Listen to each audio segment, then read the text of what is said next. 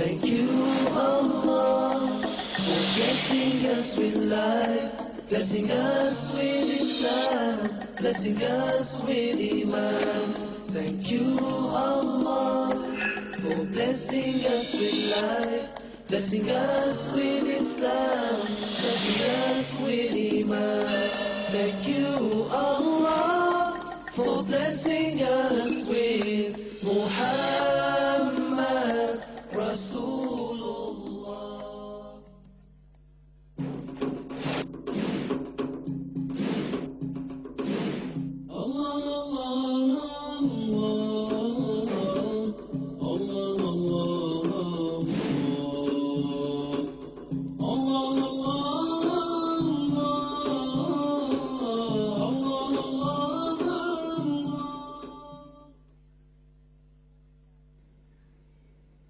As I move forward in my search, don't think for one moment that I was waking up every morning and saying, now who am I going to go and find today?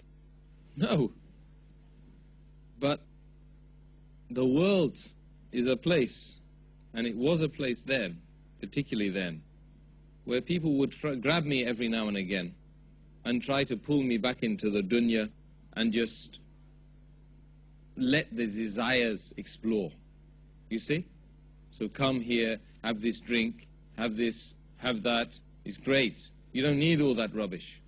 And there was a guy all this time, I'd spend some time with him at the weekends. You know, for 8 years I was with him. And I remember one day in the weekend, and he would say to me, you know, there's something wrong with you. There really is. What's wrong with you? Why are you so concerned about things? You're almost mad. And he suggested that even he would get me a doctor. You see? Because I was striving against the norms in society. And that time I went through a lot. I was reading a lot, and I started to drink because I just wanted to just relax and just take all the pain away of the world. And there were days then when I would look outside and see the light and then just want to turn the light off. You see? And I would look out and outside and just say to myself, hey, I don't need this dunya. I don't need this world, you know. There's no purpose to it, so why am I bothering?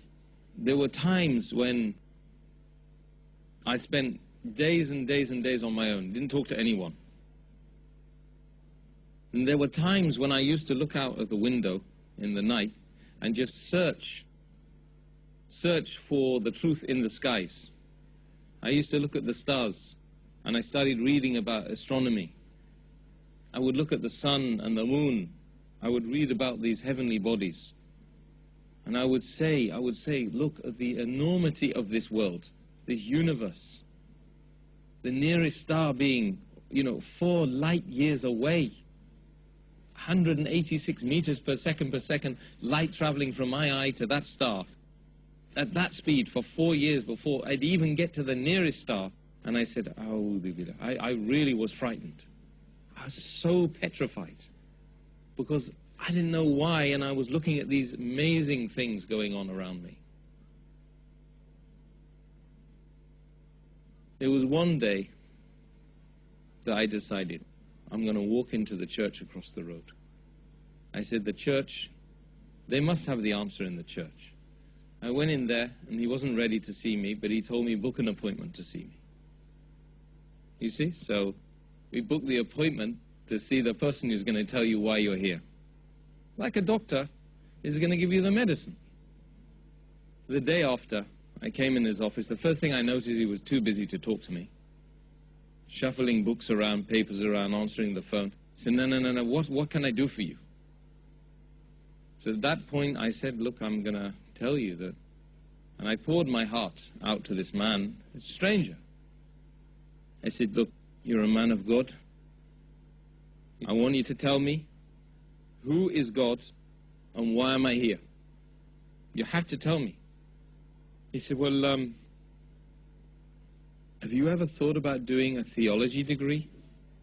I said, yes, I have thought about it, and I tried to go to Dublin, Trinity, but I decided that all of the stuff seemed like dogmatic and it didn't make sense to me. It wasn't the truth. He said, oh. Oh, well, I don't know then. He got dumbstruck because he didn't expect that answer. And he said, well, why don't you, why didn't you just study a little bit about, the world's religions and everything? And I said, well, look, I can't do that. I want to know, just tell me. Look, just explain to me who is Allah, who is God, you see? And why am I here? He said, you know what? I'll be honest with you. I can't really help you. He said, see that church over there? I'm the person who opens it and closes it. I'm the person who looks after the people that come in and they leave. And that is it. That's my job. At that, I just realized that it doesn't matter whether you're in a church, it doesn't matter where you are, who you are, if Allah hasn't guided a person, it doesn't make any difference. That person is not going to be able to help you. So imagine I've gone through Buddhism, I also went through Hinduism, I went through socialism, I went through Christianity now. Twice I'd met the Christians and I hadn't got the answers. I'd gone through, Tai Chi, I was doing Tai Chi and martial arts, meditation, and I'd tried veganism as well. Vegetarianism and veganism. It didn't give me the answer. None of them gave me the answer. And at one point I got into science, and I started studying science and astronomy, and that just confused me, because what I realized is science is just about attaching labels to things which are obvious. But there's no explanation.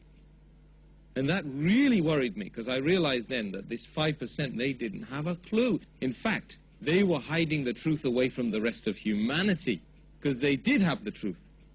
But they just weren't experimenting properly. They weren't asking the right questions like, why am I here? Where am I going to go after this? These are the important questions, the perennial questions that every human being needs to pose to himself and to others around him. So then, Ramadan, 15 years ago now, in the university, I didn't know it was Ramadan. I had this girlfriend, and we weren't, for obvious reasons, we won't identify the person. But she happened to be a Muslim. But I didn't know that at the time. I mean, I didn't even focus on the Muslim bit, because it wasn't important for anyone. Malaysian. And as it happened,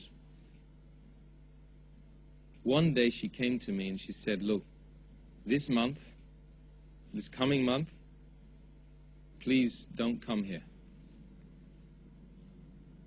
And I had struggled to make relations with this girl because I thought it would help me spiritually, emotionally, etc. And then she turns up and says, don't come here for the next month. So I said to her, simply, I said, either your religion doesn't make any sense, because she told me then, of course, it was religion and it was Ramadan, or you're not following your religion properly. She became angry. She said, don't you cuss my religion. Don't you dare do that. Became angry.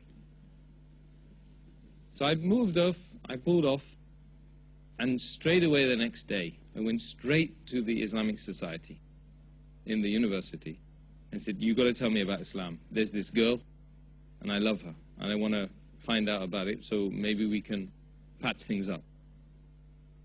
So they said to me, they said, brother, hey, you have to leave that girl alone. The first thing is, don't go with that girl. I said, well, that's not really very fair, because I love that girl. What's wrong with her? No, because she's not supposed to do these things, you see. So they gave me some books. Started reading loads and loads of books about Islam. I'd go back to her, and I'd explain to her, I've read this stuff, and by the way, do you know you're not supposed to do this and this? Why didn't you tell me these things? I would have respected you. I wouldn't have done those things. Oh, it's only for religious people and stuff like that to come back with the answers. So I said, well, look, at the end of the day, you know, why don't we just get married? We can sort this out, you know. At that time, I hadn't read that, of course, you have to be a Muslim to marry a, you know, a Muslim girl. So she put me off, and she became very angry with me because, you know, she saw that I was getting close to this thing which was going to maybe ruin things, you know.